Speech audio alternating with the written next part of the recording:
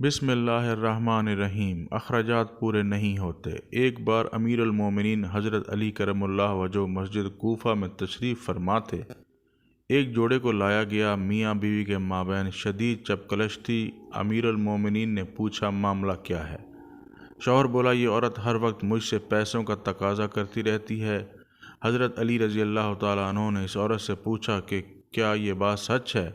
عورت بولی جی امیر۔ انہوں نے پوچھا کیوں؟ عورت بولی یہ پیسے ہی اتنے کم دیتا ہے کہ گھر کے اخراجات پورے نہیں ہوتے۔ انہوں نے اس شخص سے پوچھا کیا یہ بات سچ ہے؟ اس شخص نے جواب دیا آپ کسی سے بھی پوچھ لیں، میں ایک صاحب حیثیت انسان ہوں، یہ ممکن نہیں کہ مال کی تنگی ہو۔ امیر المومنین نے عورت سے پوچھا کیا یہ بات سچ ہے؟ عورت نے کہا جی امیر المومنین، مگر گھریلو اخراجات پورے نہیں ہوتے۔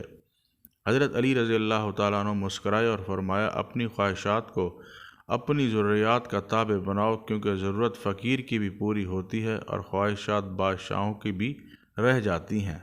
دونوں میاں بیوی جانے لگے کہ عورت نے مڑ کر پوچھا یا امیر، پتہ کیسے چلے کہ کون سی ضرورت ہے اور کون سی خواہش؟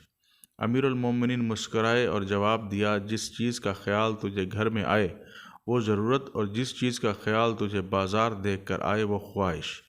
عورت نے ان کا کلام سن کر کہا سبحان اللہ، بالکل سچ فرمایا۔